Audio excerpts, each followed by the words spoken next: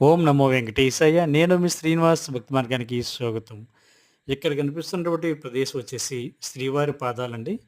తిరుమల కొండపైన ఉన్నటువంటి 7 ప్రసిద్ధ పుణ్యక్షేత్రాలలో శ్రీవారి పాదాలు కూడా ఒకటి. స్వామివారి యొక్క ప్రధాన ఆలయం నుండి 5 కిలోమీటర్ల దూరంలో శ్రీవారి పాదాలు అయితే కనిపిస్తాయండి.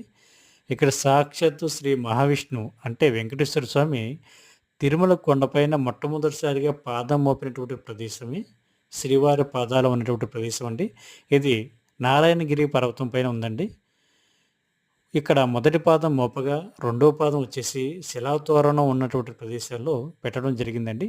మూడో పాదం వచ్చేసి స్వామివారి యొక్క ప్రధాన ఆలయం ఏదైతే ఉందో ఆనంద నిలయంలో మూడో పాదం పెట్టినట్టుగా చెప్తూ ఉంటారు.